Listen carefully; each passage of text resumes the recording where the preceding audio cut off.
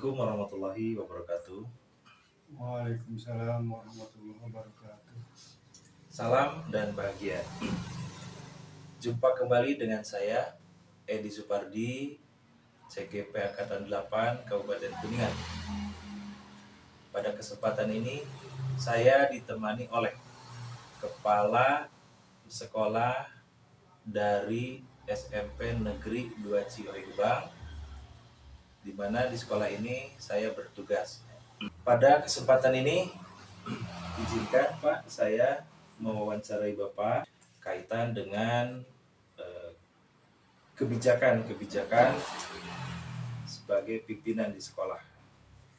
Ada beberapa pertanyaan yang akan saya sampaikan ke Bapak ya. Mohon nanti Bapak bisa menjawabnya. Oh ya, perkenalkan nama lengkapnya.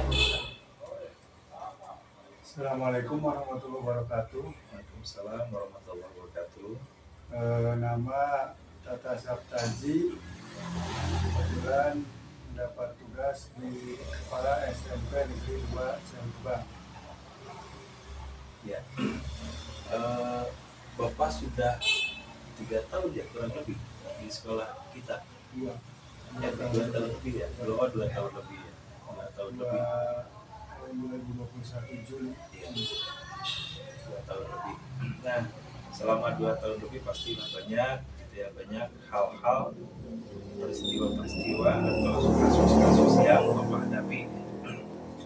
Nah, yang pertama yang ingin saya tanyakan, nah selama ini bagaimana Bapak dapat mengidentifikasi ya, kasus-kasus yang merupakan dilema etika atau bujukan moral. Nah, dilema etika itu berarti kita dihadapkan pada situasi atau kasus di mana ada dilema ya, dan dilema itu dua-duanya benar gitu ya, dua-duanya benar. Jadi nah itu jelas ya membutuhkan sekali pertimbangan yang matang untuk mengambil keputusannya. Jadi benar melawan benar. Jadi nilai kebajikan melawan nilai kebajikan. Nah, terus ada juga bujukan moral. Nah, itu bagaimana Bapak bisa mengidentifikasi kasus-kasus yang merupakan dilema etika ataupun bujukan moral? Ya, di mana tadi sudah dijelaskan bahwa dilema etika itu kita dihadapkan kepada situasi yang dua-duanya benar. Nah, akan tetapi kita harus memilih salah satu daripada permasalahan itu. Iya, betul. Ya. Sudah pada tentu karena dua-duanya baik, kita harus lebih cermat, lebih teliti di dalam memutuskan. Nah, ini perlu beberapa pertimbangan. Nah, mungkin salah satunya saya sebagai kepala sekolah perlu meminta saran pendapat dari para wakil kepala sekolah. Nah, nanti dari masing-masing permasalahan tersebut kita lihat baik buruknya. Nah, nanti dari beberapa pertimbangan tersebut kita bisa simpulkan bahwa hal yang baik ini banyak manfaatnya daripada mudaratnya. Nah, ini yang satunya lagi kemungkinan karena ini pendapat dari beberapa wakil juga bisa disimpulkan bahwa yang ini mungkin ada kemudaratannya, ada kekurangannya. Nah, jadi saya tidak bisa memutuskan sendiri sebelum minta pendapat kepada teman-teman sekolah karena kita sebagai lembaga. Ya, baik. Nah, selanjutnya Pak. Nah, selama ini bagaimana Bapak menjalankan pengambilan keputusan di sekolah Bapak, terutama untuk kasus-kasus di mana ada dua kepentingan yang sama-sama benar atau sama-sama mengandung nilai kebajikan atau yang tadi kita sebut sebagai dilema etika. Dan supaya lebih spesifik, bisa Bapak mungkin menyebutkan lah contoh gitu, satu contoh kasus di sekolah kita yang merupakan contoh dari dilema etika. Semuanya baik, dua-duanya baik ya. Iya, betul. Salah satu contohnya, misalnya kita akan melakukan kegiatan boleh dikatakan promosi Ya, ke betul. SD, Ya. ya promosi ke SD dengan mengadakan beberapa kegiatan yang cukup menyerap dana. Juga baik ini, ya, jadi yang tadi baik ini juga baik. Ya. Di antaranya dengan mengurangi jenis lomba atau kita memberikan apresiasi kepada anak dan kepada guru. Jadi lombanya tidak dilakukan, tapi kita diberikan apresiasi kepada siswa dan guru. Contoh seperti sekolah saya dulu itu di Cimahi ada reward kepada guru yang mendaftar. Itu kedua-duanya kan baik tuh, ya memberikan reward baik untuk melaksanakan sosialisasi dengan berbagai kegiatan juga bagus. Nah itu kita ambil kesimpulan dari dua keputusan tersebut dibawa ke forum rapat Dewan Guru. Tadi kalau tadi cuma dengan wakil saja, mungkin nanti kita dirapatkan dengan guru-guru supaya ini merupakan suatu keputusan yang dianggap sebagai keputusan lembaga. Walaupun sebetulnya keputusan tersebut bisa saja saya memutuskan, tapi karena tidak saya bersifat demokratis, tidak diktator, jadi lebih baik diambil suara mufakat.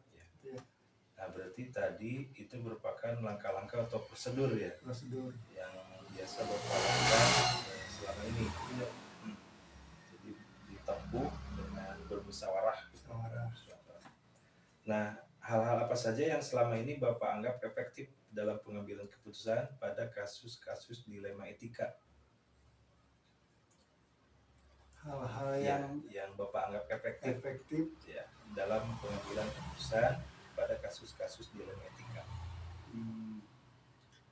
Yang lebih efektif itu kita bisa lempar ke forum yang bisa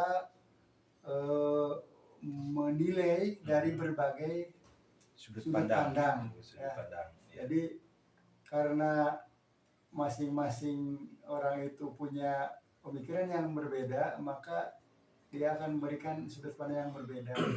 Nah, kemudian nanti kita tarik kesimpulan dari hal tersebut, mana yang sekiranya lebih banyak yang menyatakan kebaikannya, baru kita bisa diambil kesimpulan dari kedua hal yang baik tersebut. Nah, terus hal apa saja yang selama ini merupakan tantangan dalam pengambilan keputusan pada kasus-kasus dilema etika? Tantangannya ada satu orang guru atau dua orang guru yang suka berseberangan dengan kita, membawa egonya sendiri atau menginginkan idenya kita harus terima gitu. Itu sebuah tantangan gitu ya. Kalau orang lain dikasih pendapat mungkin dia mendukung atau memberi solusi, tapi dia justru memberikan tantangan atau memberikan itu kepada kita. Baik. Nah, selanjutnya apakah Bapak memiliki sebuah jadwal tertentu ya dalam sebuah penyelesaian kasus dilema etika? Bisa dijadwalkan karena tidak bisa diputuskan segera, tapi kita membutuhkan pemikiran dan pertimbangan. Bisa juga ada masalah, ada dilema etika, kemudian kita di besoknya atau 2 hari ke depan atau berapa kita jadwalkan di dalam forum gitu. gitu. Iya, iya. Berarti melalui mekanisme tadi ya, rapat di forum, Betul. melibatkan banyak Tidak pihak, langsung, banyak orang. tidak langsung, kecuali kalau hal-halnya bisa mendesak itu mungkin kalau masih bisa ditunda gitu kita jadwalkan. Oh, iya. Jadi tidak langsung diselesaikan di tempat. Kalau permasalahannya Ya, tergantung situasi kondisi kasusnya, permasalahan, tergantung kasusnya. permasalahannya. Ya. Ada yang langsung Ada yang langsung diselesaikan di tempat. masalahnya itu harus segera. Iya. Terus ada juga yang memang dijadwalkan. Dijadwalkan. Nah, bentuk atau prosedur seperti apa yang Bapak jalankan dalam hal menyelesaikan kasus tersebut?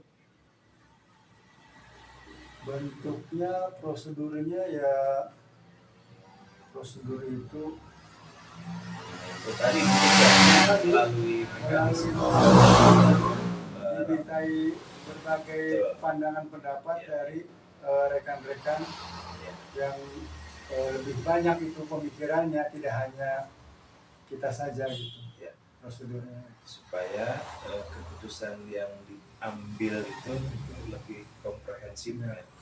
Lebih sama. Nah, adakah seseorang atau faktor-faktor yang selama ini mempermudah atau membantu Bapak dalam pengambilan keputusan dalam kasus-kasus dilema etika? Misalnya kalau berupa faktor, ya faktor apa saja. Kalau berupa orang, ya siapa, nah, seperti itu. Ya mungkin yang mempermudah ya faktor-faktor yang mempermudah. Faktor yang mempermudah mungkin beberapa orang dulu yang kita anggap dewasa atau anggap sepuh lah gitu istilah sebagai kokolot gitu. Itu kita bisa memintai saran pendapatnya sebelum dilempar ke forum gitu. Jadi nanti kita kalau ke forum itu sudah punya bekal gitu untuk antisipasi. Kemudian ya kembali kepada nurani, ya nurani kita bahwa permasalahan tersebut ya secara nurani kita lebih condong kemana dari segi etika moral, karena setiap hati manusia itu punya hati baik atau nilai-nilai dasar untuk kebaikan. Ya, jadi pakai nurani juga. Dari semua hal yang telah disampaikan, pembelajaran apa yang dapat Bapak petik dari pengalaman Bapak mengambil keputusan dilema etika? Ya, mungkin pengalaman berdemokrasi, pengalaman menghargai pendapat orang lain, pengalaman tidak memaksakan pendapat ke orang lain, memaksakan kehendak. Kemudian dia kembali ke hati nurani, tidak saja berdasarkan emosional, tapi kita lebih ke hati nurani. Itu mungkin untuk pertanyaan berikutnya. Baik, terima kasih banyak Pak. Sepertinya cukup ya yang saya tanyakan ke Bapak, dan sudah merangkum ya apa yang seharusnya dibicarakan di sini. Terima kasih banyak sekali lagi atas waktu, atas kesediaannya diwawancarai oleh saya. Sama-sama. Dan selanjutnya ya di sini saya menyampaikan terima kasih banyak atas kesempatan wawancaranya ya. Dan selanjutnya mohon maaf Pak apabila kurang berkenan selama kita melakukan wawancara. Terima kasih sekali lagi. Assalamualaikum warahmatullahi wabarakatuh. Waalaikumsalam warahmatullahi wabarakatuh.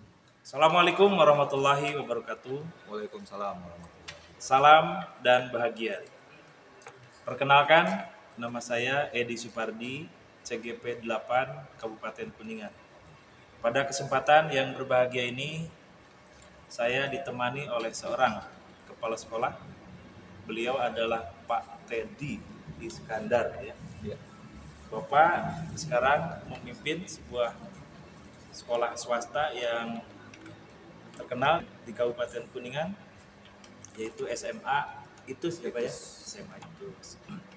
Oh ya, beberapa hari yang lalu saya dengar ada prestasi nasional yang sekolah Bapak raih ya. Ya, Bisa diceritakan, Mak? Ya, alhamdulillah di bulan kemarin kami dari SMA itu berhasil meraih medali emas di Luar cabang biasa. film pendek Festival Lomba Seni Siswa Nasional tahun 2023. FLS 2N, FLS 2N.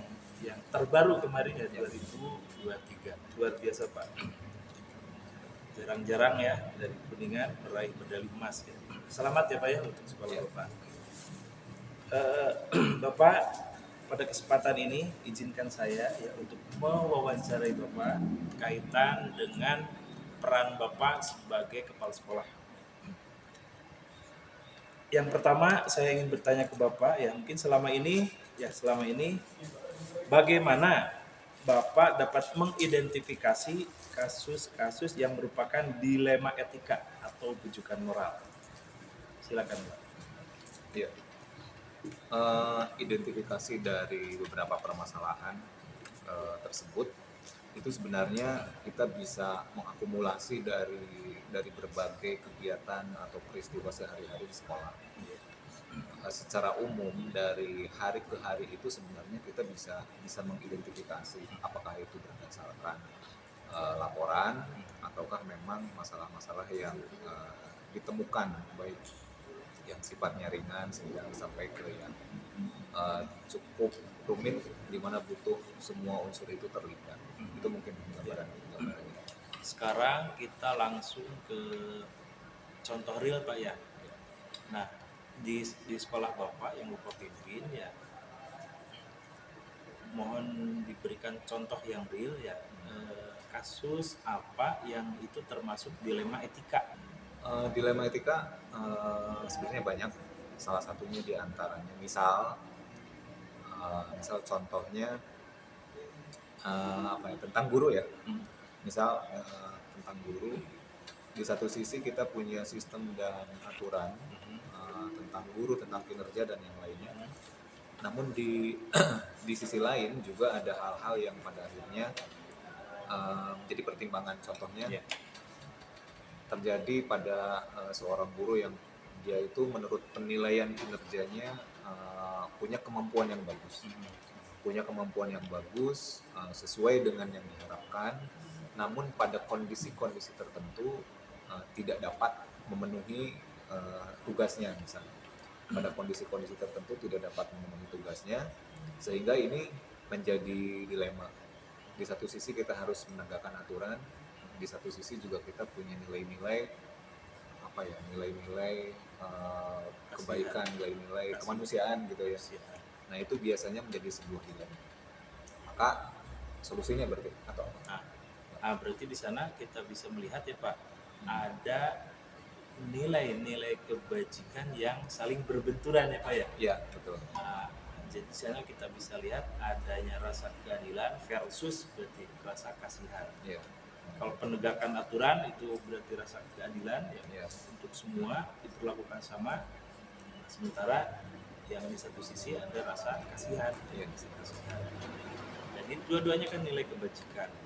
Hanya dalam posisi saat ini itu ada dalam posisi berbenturan. Iya, betul.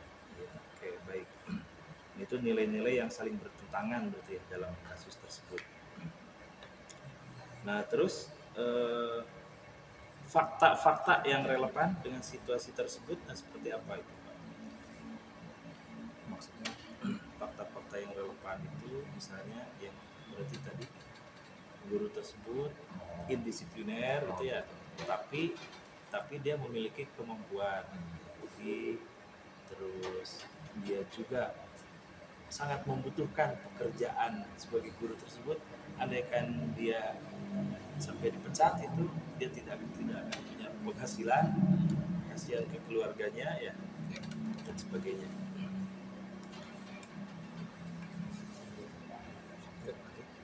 eh, apa fakta-fakta yang relevan dengan situasi tersebut? Ya, misal satu guru tadi yang kita nggak punya kemampuan, di sisi lain ada perilaku indisipliner. Untuk perilaku indisipliner, di mana itu seharusnya kan ada artinya ada sanksi ya, ada sanksi yang harus diterapkan. Namun di sisi lain kita juga melihat pola kinerjanya.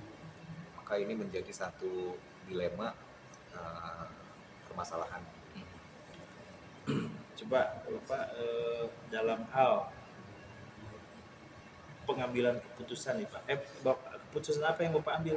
Ya, Tetap keputusan tetap dipertahankan atau ada pemecatan gitu seperti ya. itu?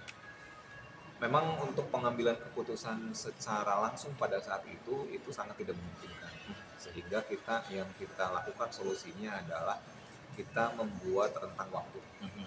Jadi misal dalam waktu 3 bulan atau 6 bulan ke depan, kita juga membaca perilakunya. Jadi apakah ada perubahan, ada perbaikan. Nah, kalau tidak sampai dengan hal yang sudah kita sepakati, maka dalam hal ini sistem yang diberlakukan. Oke, baik. Nah, berarti nanti Bapak memberi kesempatan dulu ya? Ya, memberi kesempatan dulu dengan pertimbangan tadi kan rasa kasihan itu ya? Ya. Dan pertimbangan rasa kasihan. Nah, namun nanti seiringan dengan waktu, andai kan tidak ada perubahan, maka sistem aturan. Baik. Ya, baik. Nah, kaitan dengan pengambilan keputusan di sekolah Bapak ya, terutama untuk kasus-kasus di mana ada dua kepentingan yang sama-sama benar atau sama-sama mengandung nilai kebajikan, atau itu yang disebut dengan dilema etika. Ya, bagaimana Pak?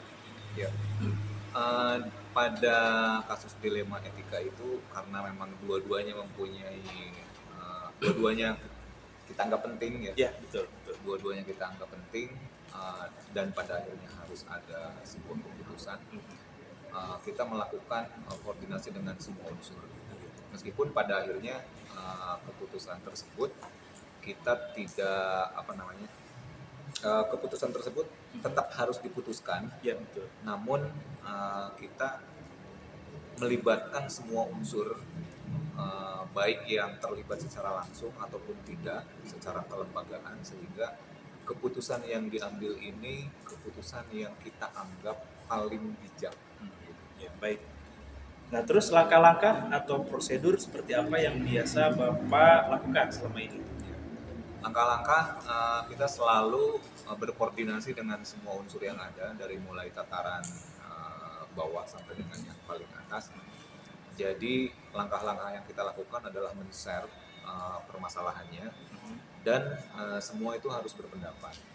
Semua harus berpendapat, terus masalah terkoordinasi dan terkomunikasikan dengan baik, sehingga keputusan yang diambil pun itu seperti tadi, artinya keputusan yang kita anggap paling bijak dan lebih adil, karena semua unsur di situ juga terlibat. Ya, baik.